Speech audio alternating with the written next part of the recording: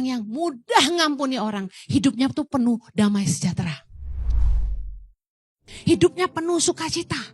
Hidupnya tuh enteng, ringan, gak ada beban. Amin.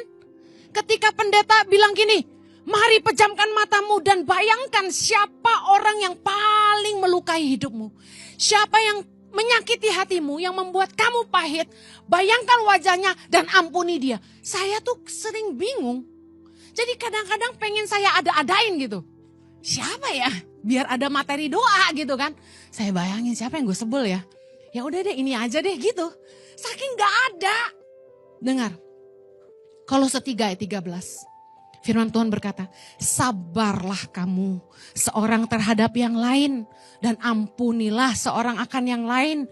Apabila yang seorang menaruh dendam terhadap yang lain, sama seperti Tuhan telah mengampuni kamu. Kamu perbuat jugalah demikian. Yuk miliki belas kasihan. Kalau orang salah tuh diampuni. Saya kasih tahu ya.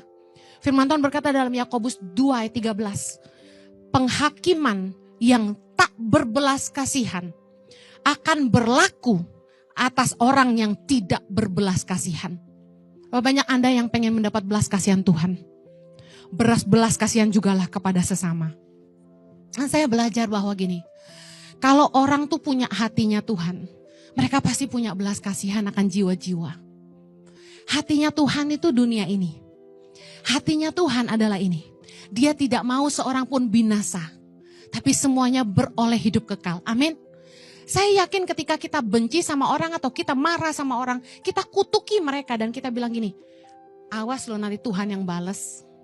Kita doain mudah-mudahan dia masuk neraka. Ya kan? Tapi Anda perlu tahu. Hati Tuhan gak begitu. Dalam Matius 9. Ketika Yesus ketemu dengan pemungut cukai bernama Matius. Yesus panggil dia, Matius ikutlah aku. Lalu Matius ikut Yesus. Kemudian Yesus duduk makan di rumah Matius bersama dengan orang-orang berdosa dan para pemungut cukai yang lain. Lalu datanglah orang Farisi dan berkata kepada murid-murid Yesus demikian. Matius 9 ayat 11. Mengapa gurumu makan bersama-sama dengan pemungut cukai dan orang berdosa? Menarik sekali, ini jawaban Yesus ayat 12, kita baca sama-sama. Yesus mendengarnya dan berkata, bukan orang sehat yang memerlukan tabib, tetapi orang sakit. Ayat 13, jadi pergilah dan pelajarilah arti firman ini. Yang ku kehendaki ialah belas kasihan dan bukan persembahan. Karena aku datang bukan untuk memanggil orang benar, melainkan orang berdosa. Kalau kita itu punya hatinya Tuhan, kita pasti punya belas kasihan akan jiwa-jiwa.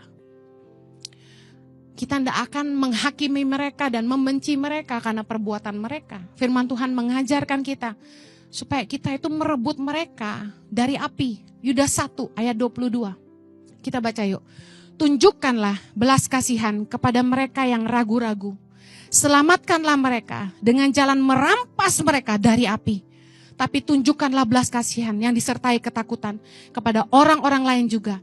Dan bencilah pakaian mereka yang dicemarkan oleh keinginan-keinginan dosa. Lihat, kalau ada orang yang jahat, jangan benci orangnya, benci perbuatannya. Tapi berdoa untuk keselamatan jiwanya. Amin. Kalau papamu begitu menyakitkan kamu, jangan benci papamu. Berdoa, Tuhan selamatkan jiwa papaku. Kita boleh membenci perbuatannya tapi jangan benci pribadinya. Karena Tuhan mengasihi mereka. Tuhan mau mereka selamat juga. Mereka mau tidak. Tuhan tidak mau ada yang binasa. Tapi semua orang percaya kepadanya dan beroleh hidup kekal. Katakan amin.